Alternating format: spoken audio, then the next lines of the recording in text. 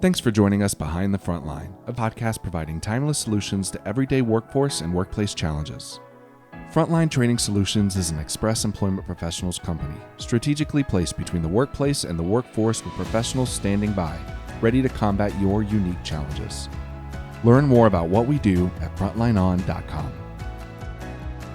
Thanks again for joining us for Behind the Frontline, where we just have a conversation about challenges and offer some solutions for our audience. And so today we are going to be talking about mentorship and coaching and what's the difference between the two of them. I'm sitting into the studio today with Nathan and Lorraine. Nathan, why don't you introduce yourself a little bit? Yeah, absolutely. Thank you, Nick. It's great to be here with you guys in studio.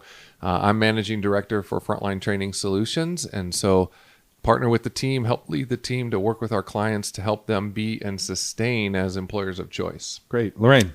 Hi. Good morning, guys, and everybody who's tuning in today. I'm the Director of Training and Development here. Been here almost 10 years, and I have the awesome privilege of training with our leaders and making sure that folks are set up well when they go back to their companies, and really enjoying working with our clients. Awesome. Well, thanks for joining me today. So I think the big question is coaching versus mentoring. Is there really a difference? Yeah, great question, Nick. And there is. And so if you type in Google or any search, your favorite search engine, what is the difference between, coaching and mentoring, you're going to get a million results. Mm-hmm. But if you type it into ChatGPT, you're going to get a more summarized version of it. And I think in essence, I would say that mentorship is generally a longer-term relationship that can, span a lot of topics, a lot of sharing of different wisdom, and just kind of connecting relationally much more over time. And coaching, I would say, is a more targeted kind of intervention. Both are focused on the development and growth of people, but coaching is probably more like, I need help with something more specific in the moment. And the difference also, I would say, would be that mentorship is about the individual likely sharing more advice, and kind of this is how I would approach it, where coaching should be more of a facilitated process where the coach is actually helping the individual solve their problems. I don't know how else you would say it, Lorraine. Yeah, I think there's much more of a pathway with the mentor kind of guiding and saying, hey, in my experience, we've done this. This didn't work out so well. This really worked. So it's almost like the mentors maybe giving some shortcuts, some ways and different perspectives. I think when we think about how it's presented, I think there's much more directiveness from the mentor, right? Mm-hmm. Where coaching is going to be asking a lot more questions, probing, getting them to think through things themselves, empower them, some of the self-reliant problem solving. And so it is very much a different experience for sure. Right. I actually did a quick Google search. Oh, yeah. Oh, while we're talking? Of coaching versus mentoring to see how many results actually were out there. Oh, was it 1 million? It was 92,300,000. Oh, no way. That was awesome. Seriously, that's awesome. Whatever. Yeah, factor of about 91 million. Yeah. So I think that begs the question then, when is coaching right and when is mentoring right? Yeah. Well, I want to jump in and kind of address what I would consider to be a little bit of an elephant in the room with this topic, and we'll get to that question. I wrote a kind of a blog on LinkedIn a while ago and basically put out there that sometimes we get ourselves wrapped around the axle of coaching, mentoring definitions and things like that. And I put myself in the shoes of individuals in our organizations, frontline workers. Somebody's, thinking, well, should I have a mentor? Should I have a coach? Essentially what they're asking is, or what they're thinking is, I need help with something. And it can be somewhat academic exercise at times. I'm not saying there's not a distinction between these two things, but it can be an academic exercise a little bit when we start to say, oh, you got to think about coaching only this way or mentoring only this way. We know people are asking for help, so let's try to help them, right? Now, if the question is, which one do I need and how do I go after that a little bit, I think the answer is a little bit in what's the problem that you're trying to address. Is it something that is more around the bigger picture of your professional life and your career and the journey you're on. I think about the idea of raising kids, for instance. It's a good idea to have somebody that's been there, done that. And sometimes that's our own parents. We can go and talk to them and say, man, what was it like when you went through this? And they're sitting back and just enjoying the fact that you're going through it now, right? So, but having somebody that you can go back to and say, hey, help me with this whole thing. What's the journey going to be like? How do I prepare myself? What's the right way to do something? Whereas a coach it's more of a specific challenge that you're having with an individual kid, with your kid or whatever. It's like, how do I get through the first breakup or the first relationship or whatever? Maybe there's a little bit more of a targeted focus versus the bigger picture. Mm-hmm. That's at least one frame that you could use. Mm-hmm. Yeah, I think your point is right. Is you have to first be able to almost do an intake, right, on what is the problem and what are you hoping to get out of this, so that you can put some parameters around what that looks like. So if it's something where you really need to go on a journey alongside somebody's almost guiding you step by step, that feels more like a mentor to me. I was thinking about this in preparation for talking about this topic today, and I was thinking, how true would this statement be? Every mentor will probably coach, but will every coach mentor? Yeah, interesting. Right? And I'm going to put it out there that I don't think every coach really would be mentoring, because there is a different emphasis on that. But a mentor could also use coaching skills and techniques. Yeah, for sure. I like that a lot. And it kind of goes back to that kind of longer term relationship piece. Are you thinking about the bigger picture? Are you thinking about a specific problem? I think you said earlier this whole idea of self-reliant problem solving, right? And facilitating that. So that's a coaching thing, right? You're trying to get somebody to engage. I know, or at least some of the coaching training and tools that I've used in the past, those folks would basically say, most of the time people know what they should be doing. They're just not doing what they know. Right. And so how do you get through whatever interference you're experiencing, make the hard decision? Maybe it's just something I just know I need to do, but I don't really want to.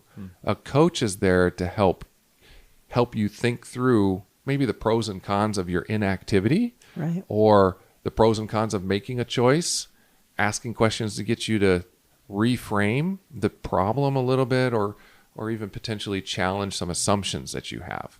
And like, oh, that's what's behind it, so that you get to the point of the individual taking action.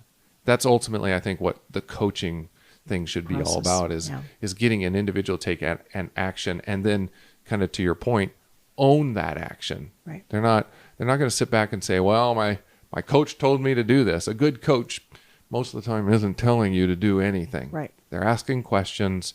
They're getting you to explore options so that you can make a decision to move forward. Yep. So, Nic, I'm going to ask you a question. Do you have an example of somebody who's been a mentor or coach in your life, and how was that impactful for you? Yeah. I can think back, over my career, of people who have come alongside me and said, follow me, do it this way, or here's some steps you can take. But then I've had people come into my life where they have asked those questions and helped me kind of ideate and problem solve on my own and come to a conclusion and then run with it. So that's how I've always kind of seen the differences there. Right. I don't know if I have a pinpoint example in there. Yeah. I wasn't sure if you had a mentor. Or how about you? Yeah, Nic? For sure. At different points in my career, I've definitely had folks that have kind of come in and come out. And I would say mentors have been the ones that have just really been sharing wisdom to help me, make good decisions or think about, again, the bigger picture of things. And to your point earlier, many of those mentors at times had to use kind of a coaching approach to help me think through problems and challenges. The one that comes to most to mind is Tosh. She's on our team, helps us with some training and does work for us here. But the very first time I ever connected with her was to learn about the corporate learning team that she was leading at the time. This was back in 2007 or something like that. And little did I know that one kind of her willingness to meet with me and talk about her area, and then we started doing that monthly, would turn into a almost 20-year friendship and relationship. I've worked with and for her a couple of times.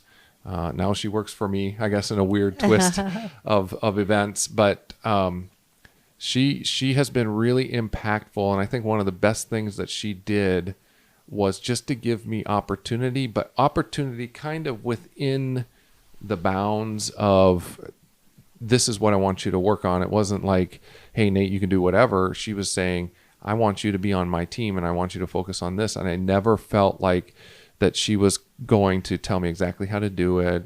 But when I wasn't sure, I knew she would help. She would step in with some direction and at the same time give me support. But she's just been a big champion. Oh, that's awesome. For me. What a great experience. And it sounds like she's been incredibly impactful. For sure. Sure. Best manager I've ever worked for, but also just a deep, I would say, mentor, and at times a great coach, when I was going through challenging or uncertain times. So what about you? Well, I was actually thinking about the owner of Express, Janice Petrini, and I was thinking that when I first started with Janice, I had to learn business intelligence around the staffing and recruiting field. I had not been in that industry. And so it was very helpful for me. I really did look at myself. Maybe we didn't actually call it a mentor-mentee relationship, but looking on, back historically, I could see that I needed to have that input, like, this is how we would approach this. This is what we would or wouldn't do. This is very, very helpful in creating and developing, nurturing relationships within this industry. So it would not have been helpful for her to be a coach at that time. Ask you a bunch of questions. Her asking me questions and me trying to problem solve when I don't have enough information about this field would not have been a good path. Further along into my early career at Express, then I could hear some. Now, how would you do that? We talked about this before. So historically, she would bring it back and say, maybe bring in some of those questions. So that's kind of like what a coach would do, bring in that. But at that point, coaching would not have probably been the best avenue. So as you're listening to this podcast, I think it's important to realize what are your needs. And, sometimes we'll get people who get very triggered about something that's right there at that moment. That's a coaching situation, right? That's not something that you're going to mentor somebody on long term. Yeah. So I love the idea, though, that your mentor kind of could start off with a little bit more like bestowing wisdom, helping you shortcut your learning curve based on their learning, right? So you can get to a better place faster than maybe they did.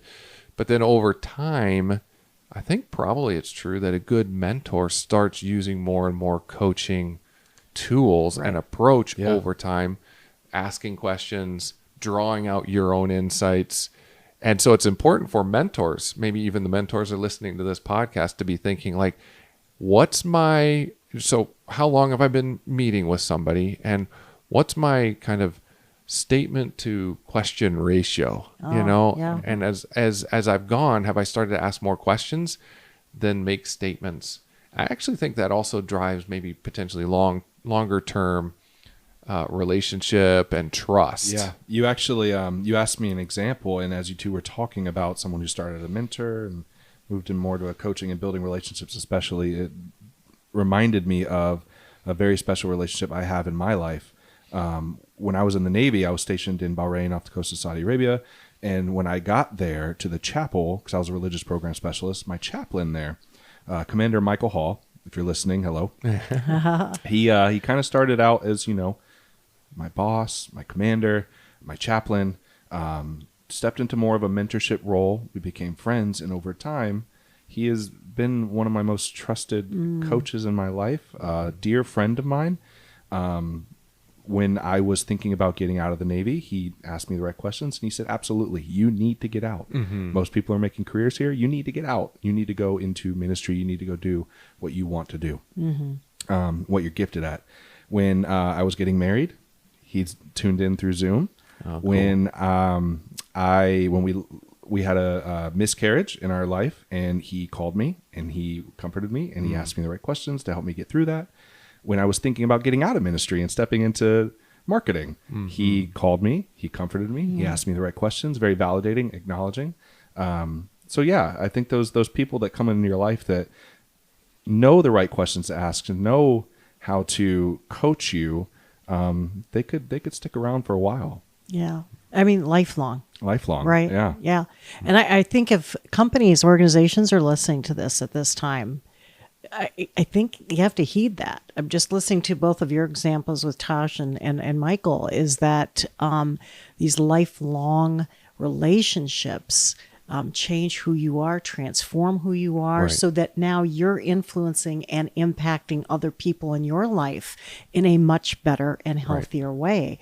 And so I think organizations should take mentoring and coaching very seriously as kind of branding themselves differently from other organizations, but it's also a tremendous benefit that you are giving your employees. And I think when we stop and think about it, so I appreciate that you both sharing that, kind of made me sit back and go, wow. And I just, because I know you longer, Nic, I can see just from that little bit that you're sharing that you do that here with some of our teammates too. Even with me, you have some of that. So appreciate that. Yeah. And thank you, Michael. Yeah. Maybe Right? modeled from Chaplain Hall. Well, right. So, Yeah. That's very cool. Well, and I think it's obvious that not everybody has a mentorship relationship with their manager, right? Oh, yeah. We know that. That's true. We've talked about a couple of examples where that was really powerful. So it speaks a little bit to the power of the leader in an organization. We know, and we talk about it all the time, the impact your manager has on your own engagement, on the environment and culture of the organization. And it is a blessing when your manager can be a mentor. Yeah, absolutely. But I think a question that might be on some people's minds too a little bit is, well, where do I find my mentor? Like, I really want one. It sounds like what you guys had is really, really impactful. It's not my manager. As much as I wish it could be, that's not the right situation. So I'd be interested in thoughts, Lorraine, from you about, like, where do I look to find a mentor? Yeah. Well, I think naturally, when we think about mentorship, now, not in all the situation that you shared, Nic, but definitely when you were debating whether or not to leave the Navy, do I go into marketing, is that I think the natural piece is to look, number one, for people you trust. Number two, who have the expertise or Experience. Exactly, or experience or inclination towards, that might be an opportunity. I never thought about that. So somebody who is going to have some good knowledge base, experience, information, at least to start a conversation. Who might those people be, right? Maybe just gathering some names right off the top and start interviewing them. When you think about, and just start from that premise, moving up.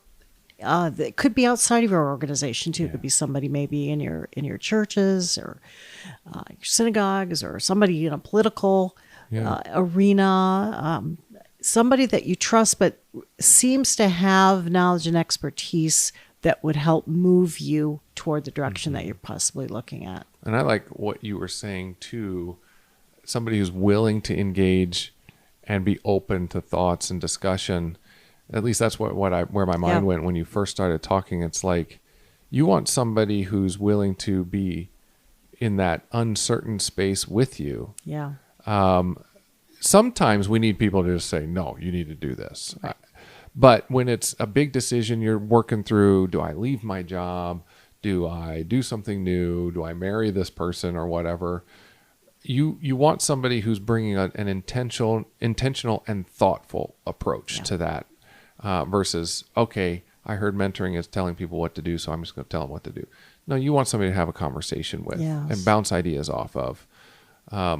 That I think is going to build trust. Yeah. So who are those people in your life? Yeah. I also like the idea of go and ask somebody, right? It's actually pretty cool when somebody comes up and says, hey, I'd really like to just connect with you, maybe have coffee once a month or once a week or whatever. Would you be open to that?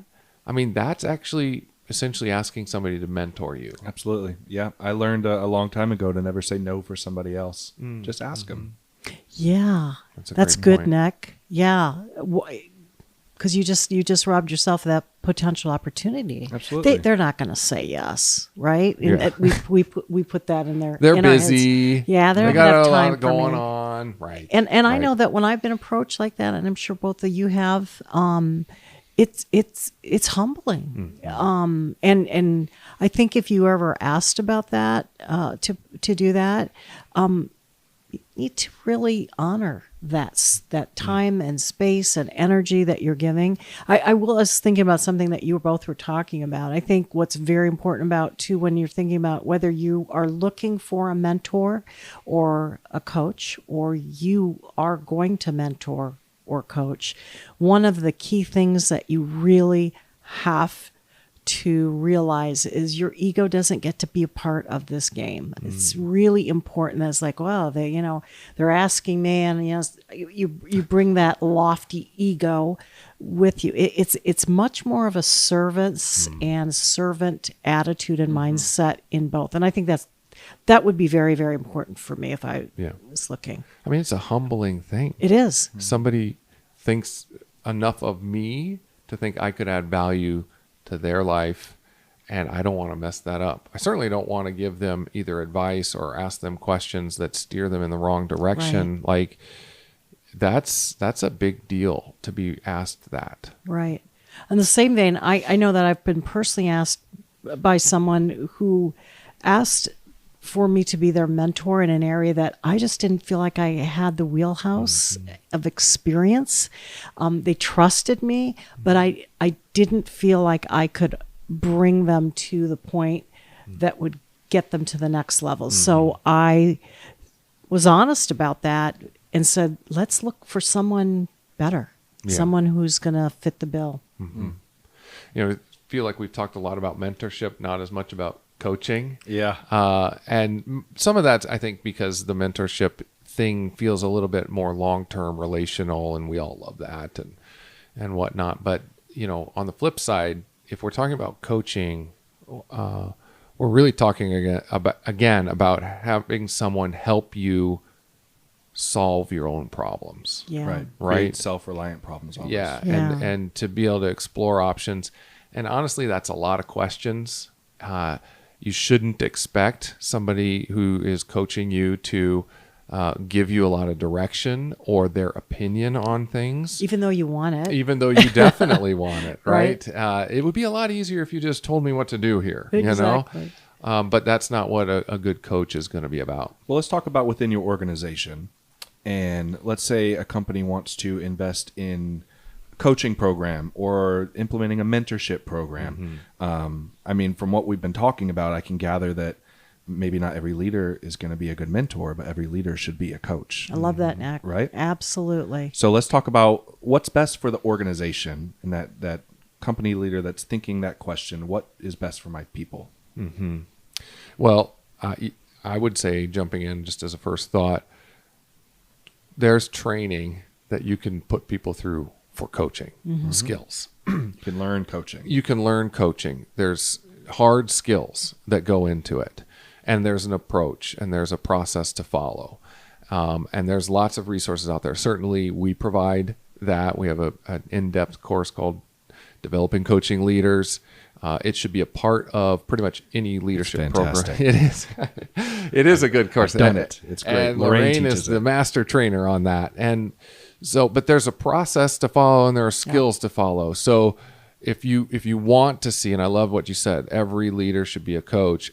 Absolutely, 100%. Doesn't mean they always coach, but they have to have those skills and they have to know when to do it. Yeah, I think that was very important. Not every situation do you coach around, right?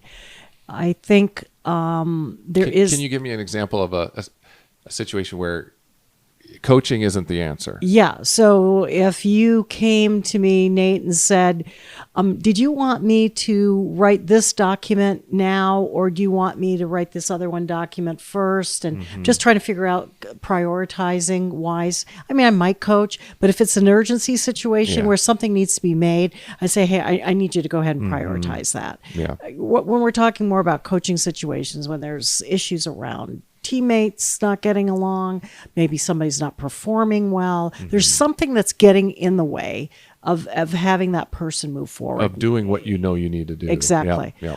Attitudes, we all have them. They come with the human experience. Right.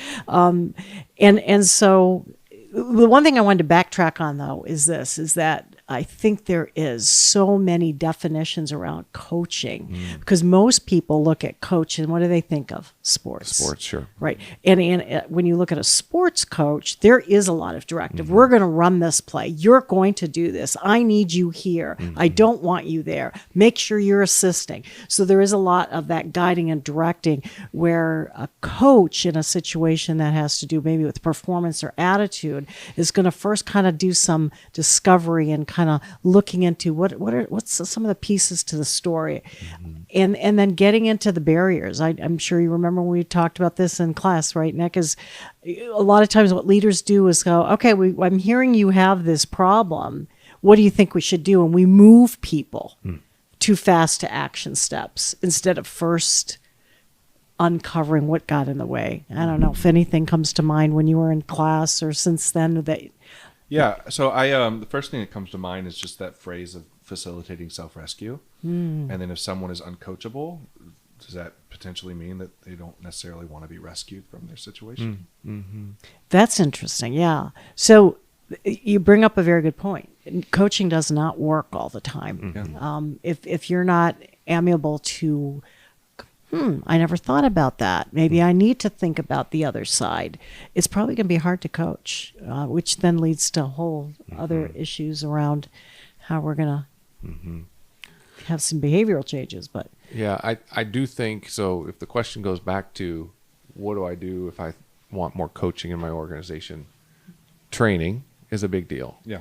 Learn those skills. Understand what a coach does and doesn't do, and understand when to apply it.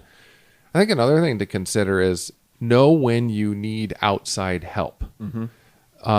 Sometimes coaching needs to be done by somebody that's a little bit removed from the immediate context of your organization. That's very often the case at more of an executive level. It's like kind of that trusted advisor, somebody else that you can kind of talk to and whatever. But just knowing like there's a limit to either my capability to help this in this situation. I need some more somebody who has more of experience in it potentially. So I think that's something to consider is know when that might be the case. And we've seen, Lorraine, some organizations doing that even kind of the middle manager level at times. Sure, absolutely. It's sort of maybe like sometimes mom and dad can't give therapy to their own kids. And we have to go outside for some of those resources, right? Sure. Is that you're just too close to the situation. Right. And I think that's healthy at times to do that. Yeah. So I think going back to, what you mentioned, I just want to make sure we're clarifying that training for leaders to be coaches, that's right. That coach mindset is very different than I think what most people think it is, because it has a lot to do with a tremendous amount of listening and not fixing things for everybody, and that takes a big adjustment in the head. And it takes practice. It really does. It takes practice. We can't do this overnight, right? Yeah. To become a good coach, it does take time to use those skills and become more and more comfortable with it. and to move away from the idea that I got to solve this problem. That was probably my biggest learning when I went through my formal training and then just continued to practice being a coach, is that I didn't have to actually know the answer to the person's problem. Yeah. They know it. I'm going to help them find it by asking questions, challenging assumptions, pressing on things, making sure that they don't blow by an idea too quickly or whatever. But I didn't know the answer. Sure. And that was actually really freeing. So if you're thinking about being a coach, that's actually something you have to overcome, is this idea that I got to know how to do X, Y, and Z in all situations and circumstances. Yeah, that's great.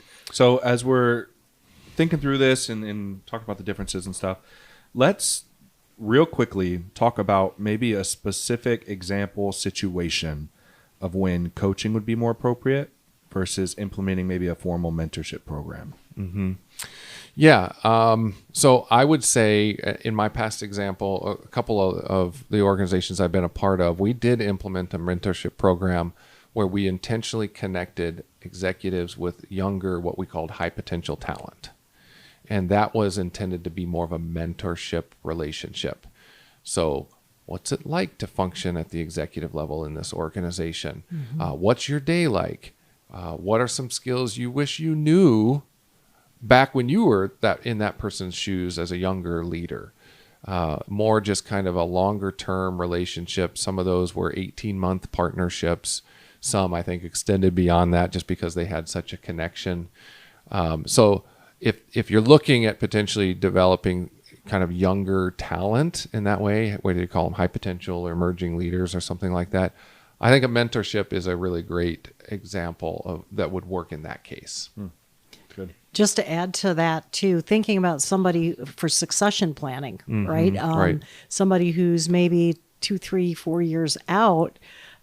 What a wonderful thing to grab somebody, under their wing and spend those last few years really mentoring with all the tribal knowledge and experience they have. So For sure. Yeah. So coaching, typically my experience in coaching is I hear sort of that mid-level person, or maybe that frontline person who does an amazing job at what they're doing, and like what a lot of organizations do, promote you because you're such an amazing welder.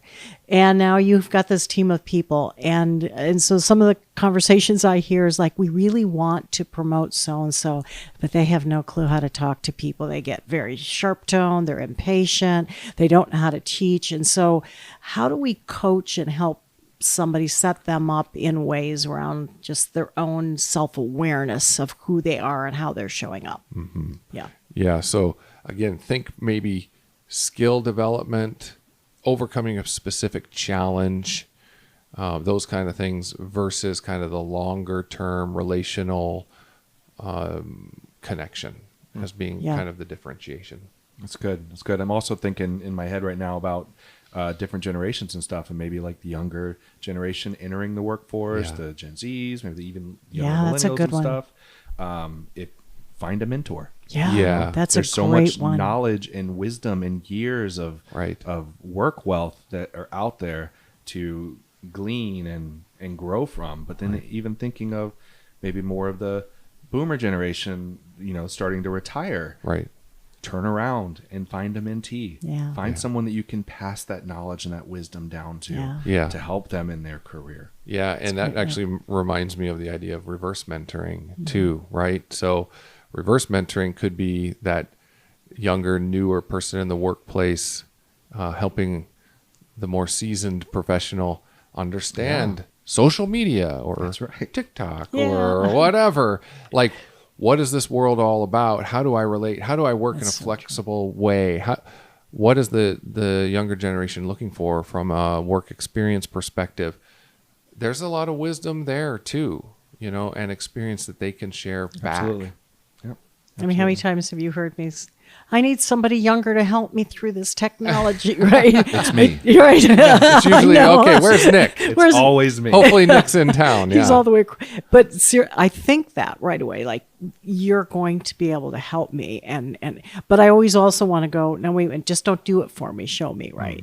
Because you don't want me to call on you all the time either. You're calling me all the time. Well, and that's a great example, because the last thing you need is for Nic to come in and ask you a bunch of questions. That's right. He wouldn't coach me around right? that. He probably needs to provide a little more direction. But even in the mentoring of you're saying, show me, Yes. so I can do it. Hopefully next time. So Yeah. That's interesting example. That's great. So let's land this plane. Perfect. Yeah. All right. Final takeaway, Nathan. Yeah, I would say both coaching and mentoring are critical development experiences that are options for folks. And I would just encourage people to start to think about, what is it that I most need right now? Is it kind of thoughtful, long-term perspective? Or, you know what, I'm really struggling, like you said, with somebody at work, or figuring out how to navigate the latest challenge. That might be a good place to start and determine which of those two would be most helpful for me. It's great. Final takeaway. Yeah, I think that every organization needs to stop and really be intentional about this as a benefit, to brand themselves as an organization that truly cares about their people and wants them. I mean, we're spending 40% of our waking hours outside of our homes. So I think this is great. Yeah. Yeah, what about yours? I think back to that proverb of, what is it?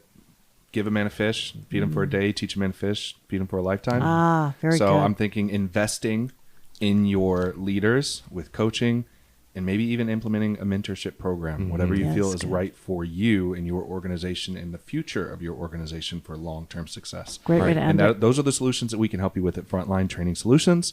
We have solutions available to all different workplace and workforce challenges, because we are strategically placed between the workplace and the workforce with all sorts of unique solutions like implementing a mentorship program, or even coaching for your leadership. You can find more at frontlineon.com. We'd also love for you to subscribe to this podcast, because we're going to be doing this. We're going to be talking about solutions that we can offer you. So thanks again for joining us behind the frontline. Thanks, Nick. Right, thanks.